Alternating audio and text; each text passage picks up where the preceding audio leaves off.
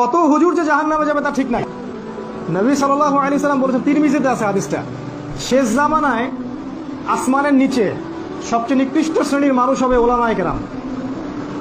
শেষ জামানায় আসমানের নিচে জমিনের উপরে সবচেয়ে নিকৃষ্ট প্রাণী হবে উলামায়ে কেরাম, এক শ্রেণীর উলামায়ে কেরাম, যারা ফিতনা ছড়াবে এবং ফিতনা ওদের দিকেই ফিরে আসবে। কোরআন হাদিস শিখেছে, মিম্বর থেকে হক কথা প্রচার করতে পারে না, জাহান্নাম প্রস্তুত এই আলেমদের জন্য। কোরআন হাদিস শিখেছেন তাহলে কি জন্য? যদি হক কথাটা বলতেই সাহস না পান তা কি জন্য শিখলেন? শেখার দরকার কি ছিল? কোরআন হাদিস শিখেছে কিন্তু কোরআন হাদিস বিক্রি করে খায়। ওয়াজ করতে ডাকবেন, আগে 10,000 টাকা অ্যাডভান্স দিতে হবে আপনাকে। স্টেজে ওঠার আগে আপনাকে আরো 20,000 দেওয়া লাগবে। 1 ঘন্টা ওয়াজ করে চলে যাবে, কি শিখাবে আল্লাহই ভালো জানে। আজ পর্যন্ত ওলামায়ে কেরামের অনেকেই বুঝতে পারলো না যে এই পুরো বিশ্বের যে সিস্টেমটা চলছে, এই পুরো বিশ্বের সিস্টেমটাই নাজায়েজ। এই পুরো বিশ্বের রাজনীতি হারাম। এই পুরো বিশ্বে যে রাজনীতি চলছে এটা পুরোটাই হারাম। এর আল্লাহ বিরোধী আইন দিয়ে সে দেশ শাসন করে, বিশ্ব শাসন করে। এই বিশ্বে যে পুরো অর্থনীতি চলছে, পুরো ব্যাংকিং সিস্টেম, এটা হারাম। কোন আলেম এখান থেকে কথা বলে? এগুলো নিয়ে কথা বলে? আমরা পড়ে আছি ওই কিছু কিছু বিষয় আছে আমাদের মধ্যে, তুমি কোন দল আর তুমি কোন তরিকা আর তুমি কি আর তুমি সেই, এইগুলো নিয়ে আমরা পড়ে আছি। তো ওলামায়ে কেরামের জন্য মহাবিপদ আছে।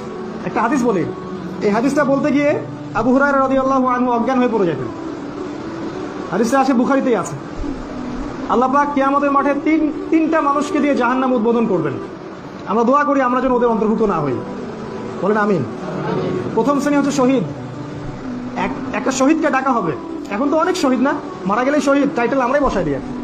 কিয়ামতের মাঠে বুঝবেন কে শহীদ আর কে গাজী। শহীদকে ডাকা হবে, আল্লাহ বলবেন কি করেছো আমার দিনের জন্য?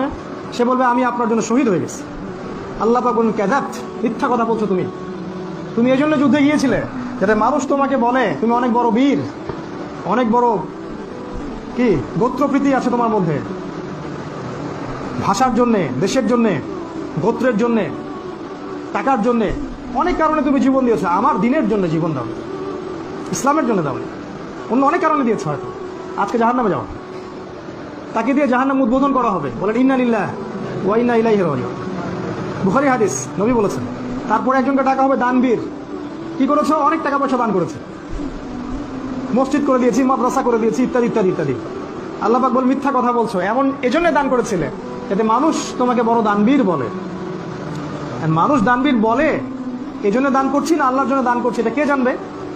আল্লাহ জানবে। এটা কোথায় আছে? ভিতরে। এই ভিতরের কথা তো আল্লাহ ছাড়া কেউ জানেন না।